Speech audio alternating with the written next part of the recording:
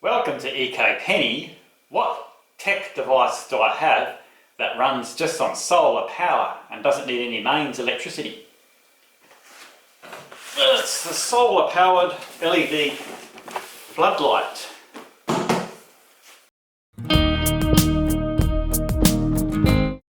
Nice little unit. I'm going to install this in a big shed that doesn't have power.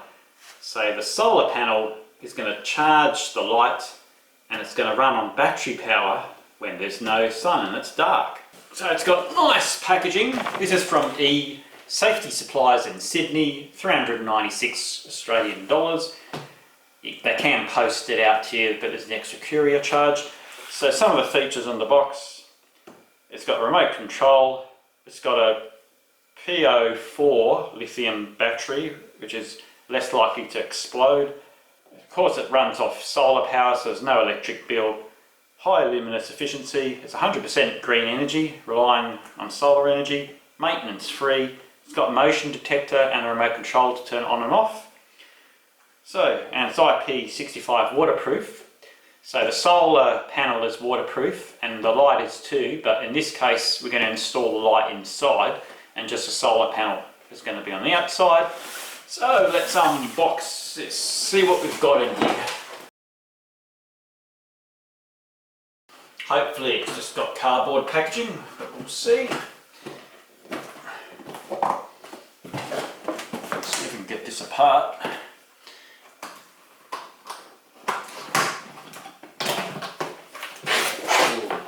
Bit of styrofoam, but anyway.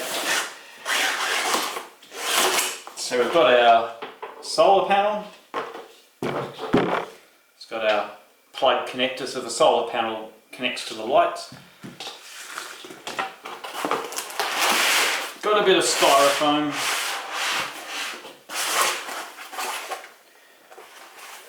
What have we got in here? Our remote control.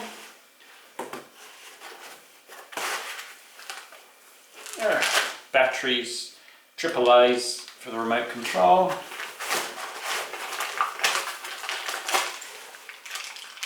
Got some screws.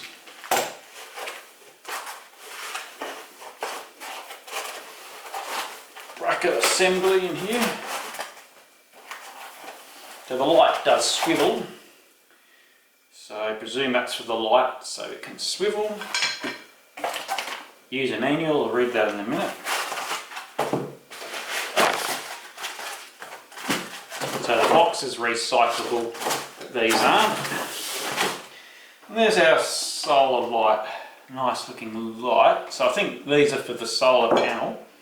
You can see there's a variety of different mounting options. So you can have it facing down or on the wall or mounted to the ceiling at whatever angle you want. Fairly hefty unit. So you've got your LED panel there and the batteries in this. So the solar panel will charge this, and then when there's no light and it's dark, you can turn this on. So this is a 2480 lumen meters, and we've got a 10 volt 50 watt solar panel, 6.4 volt 154 watt hour battery, and the remote control uses, I think it uses Bluetooth or something. We'll find out in a minute. There's a microwave motion sensor and the colour's black. There's a 2-year warranty on this. So there's a panel.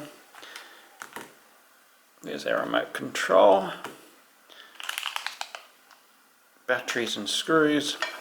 Brackets for the solar panel. And there's our light. So the panel measures 350 by 600 millimeters in size. Bit of plastic here to peel off before we get started, and then just got to mount the brackets here, the screws provided. So the legs sort of splay outwards like that. The bigger bolts go here and the smaller bolt goes in here to allow you to lock the angle in. I'll put these in first. Repeat for the other side. So the shed where I'm installing it is a little bit of an angle, so I'm just guesstimating sort of, you want it on a north facing side of your shed. So the shed's at a bit of an angle. That looks about right. But we need to adjust it in the field. We can adjust it. I've just got to install these little locking screws so it goes from the outside inwards. Just keeps this angle locked, but we can change this if you need to when we install it. So what we're going to do is connect this up, see if this has any charge, and if it doesn't, I'm going to leave this panel connected to this light and put the whole thing in the sun just to give it a good charge. There's an included 4.5 metre wire. This side without this docking ring goes to the light, the other side with this weatherproof docking ring goes to the light. So I have to feed this through from outside the roof, feed this bit to the inside of the shed because we're putting the light on the inside. There's a little notch in here, so make sure you can get it connected the right way. So this is a weatherproof connection, just got to do it up. So it's good to check it all out before you actually install it. Make sure it's all working. Right, I have to cut this, be careful with your knife, cutting away from you.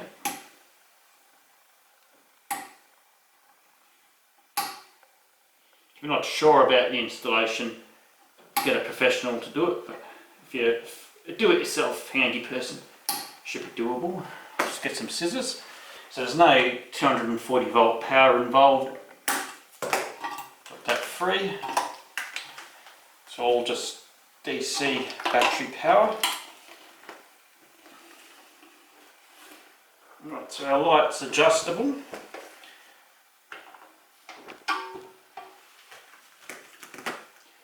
Just going to connect it up. Simple connector again. Make sure you have the notch matching the notch. So before you do anything, there's a... Oh cool. I've got a blinking green light, so it's probably getting a little bit of charge from this even though it's inside. So there's a button here. I've pressed that. Let's get our remote control batteries put in. Comes with these free ones, but they look like cheap Chinese batteries. I'm going to put some quality batteries in. So I've got some quality Energizer batteries and put the date on them so you know when they're installed. I guess the spring is negative.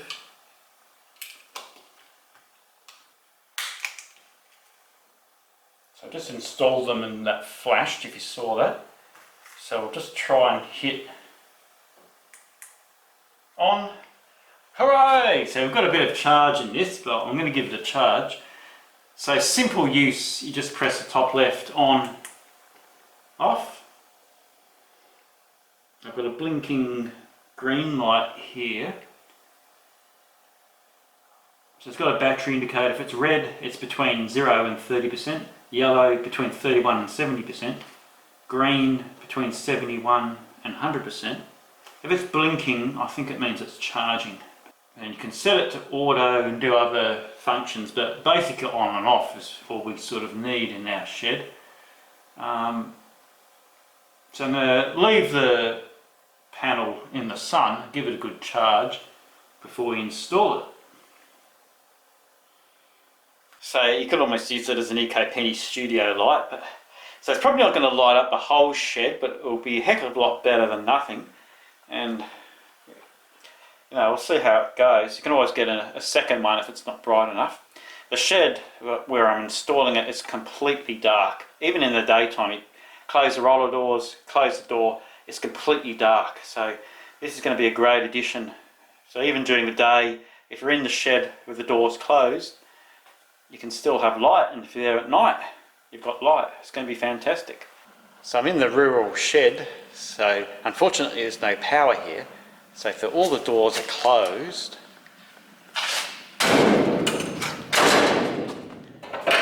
it's almost pitch black. So that's why the solar light is a great solution for here. because there's no power.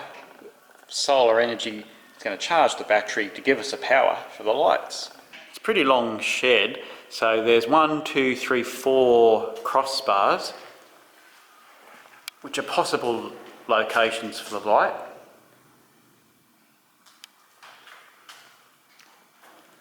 And it's also possible to wall mount it to one of these vertical pillars. So the first thing to work out, where in the front to back direction is the light going to be. So they're going to bring it in here and hold it up and see how well it lights up. And then once you've got that, we can mount the solar panel, thread the wire through, and then finally mount the light. So I'm guessing it's going to go on that one of these cross beams, but I'll do a demo and work it out. So why not just open the doors? Well, you might be in the shed during the day and it's bad weather and having a meeting here or something, and you have to have all the doors closed. And also, if you're here at night, you will also need a light. So you sort of need the light during the day sometimes, and definitely if you're here in the evening or at night. Got a fair amount of illumination. You need it more on the floor than the ceiling, so that's not too bad. So it's a hot summer's day, so I need a hat, sunglasses and sunscreen on, and also gloves in case the shed roof's hot when I touch it. So this is the north facing side of the roof. So north's that way, so that's the best place to mount the panel. This is a handy little thing from Bunnings.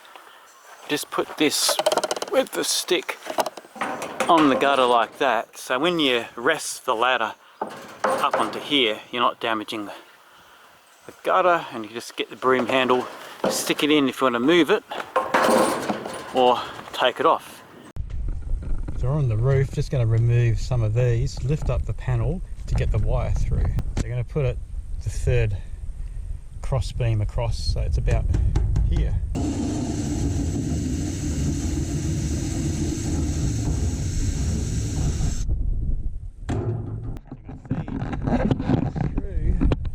Hole in there.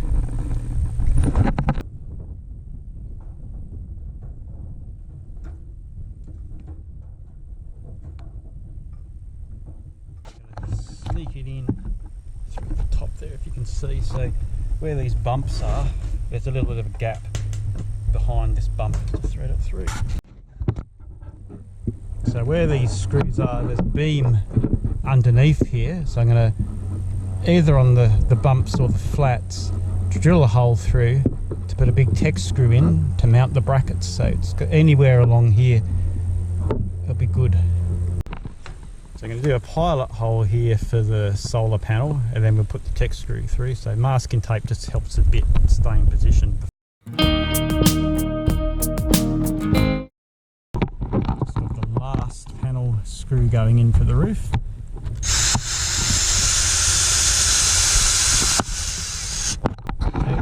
Got the roof panels back in place. Our wire is threaded through here. We've got our panel on. It's got the 2 bolts. So I've used the same beam that these bolts go through to bolt these through. You can't just do the tin by itself. It's not firm enough. You have to have something underneath here to slide into. Make sure our connector, this is a waterproof connector. So I might just zip tie this connector to here to make it a bit neater. Looks pretty good. So that bolt there is where the solar panel bracket went through, so it's in this solid beam. And there's the other end of the bracket. So it's important to put the solar panel on top of a solid beam, not just the thin roof, because that won't support it. You need to go through onto a solid beam. So we've got our wire coming indoors. I'll tidy that up a bit neater once we do the lights. So I've marked it up on that cross beam in the centre. Going to do a pilot hole and then a bigger hole to put 2 bolts through, maybe 3. I'll plug it in and we should have light. We're almost there, final bolt.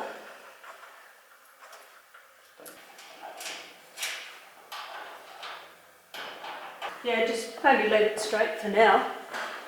And you can actually, when you need to change it, you can almost do it with the broom handle up or down a bit. Yeah. So look at that, it looks fantastic. Just got to fix up that loose wire. Let's make sure it turns on. Get the remote control. And there you have it. I've just got a business card holder, bolted it to this pole. Remote control can sit there so it doesn't get lost. So you just turn it on, same button to turn it off. Remote control doesn't have to be pointed to the light. There's a little bit of daylight still, so the panel is still charging, so if it's flashing green, solar panel's charging the battery. So that's another good job done. This rural shed now has solar lighting. Just use solar energy to charge the battery and gives you lighting without being connected to the electric bill. So no emissions, no electric bills, don't have to be connected to the grid. So the light should last a few hours if the solar panel's charged. So at the moment we'll just turn it on and off with the remote. There is a motion activated sensor, but I haven't figured out how to use that yet, and a few other functions on the remote, but basic on off is good enough for the time being. So I hope this was interesting. Thoroughly recommend this solar light. Cost about 400 Australian dollars from eSafety suppliers in Sydney. Good quality product, easy to install. It's all a complete package. Light, battery and the solar panel. It's all built to work together, and the remote control just works. So, hope this was interesting. Thanks for watching. Catch you next time.